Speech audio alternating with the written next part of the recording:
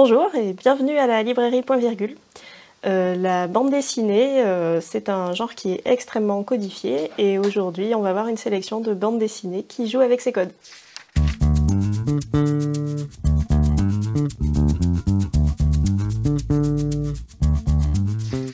On va commencer par la bande dessinée la plus connue, Imbattable. Imbattable, c'est ce super-héros et c'est le seul vrai super-héros de bande dessinée. Pour la simple et bonne raison que c'est la seule personne, enfin le seul personnage, à savoir qu'il est dans une bande dessinée. Donc il va passer son temps à sauver le monde et la ville en passant d'une case à une autre, par exemple, ce genre de choses.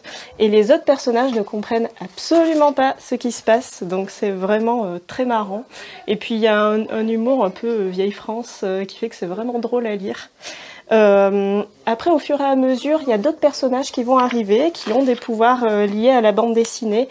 Par exemple, il y en a un qui va jouer avec les bulles de conversation, les phylactères. Il y a un autre personnage, ses spécialités, ça va être les gouttières des planches.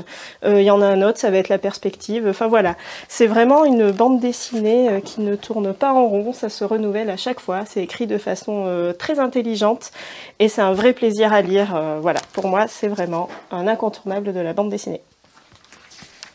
Alors, la deuxième bande dessinée, c'est Les Feuilles volantes d'Alexandre Cléris, qui est un auteur que j'adore, et qui revient cette fois sans Smolderen au scénario, mais c'est quand même toujours aussi bien. Les Feuilles volantes, ça raconte 3 histoires qui sont entremêlées, qui ont des chronologies différentes. Donc on va suivre un jeune garçon du présent qui écrit une bande dessinée sur sa fille du futur. On suit la fille du futur qui écrit une bande dessinée sur un moine copiste au Moyen-Âge. Et on suit ce moine copiste du Moyen-Âge qui écrit l'histoire du garçon du présent qui est en train d'écrire sa bande dessinée.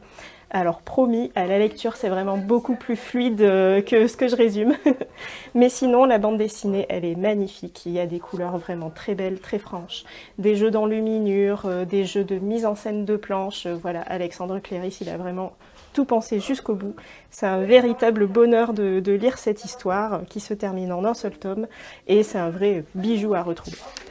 Et ma dernière sélection c'est Le Monde selon Uchu d'Ayako Noda qui est un manga. L'histoire se termine en 2 tomes, donc c'est très court et c'est vraiment sympa. Pour moi, c'est la durée parfaite.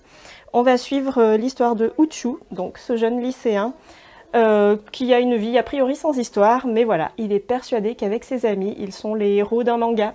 Et bien sûr, comme c'est le héros d'un manga, il peut rien lui arriver, quoi. Enfin, il peut pas mourir, c'est le héros du manga. Alors au début, tous ses amis se disent ouais, bon, très bizarre quand même Uchu, mais bon, on l'aime bien, c'est notre pote, donc ok. Mais ils vont se rendre compte finalement que peut-être Uchu il a raison. Il se passe vraiment des choses de plus en plus bizarres quand on y fait attention. Bref, à découvrir. C'est pas un manga très récent, mais moi c'est un de mes indispensables. Et je vous souhaite une bonne lecture.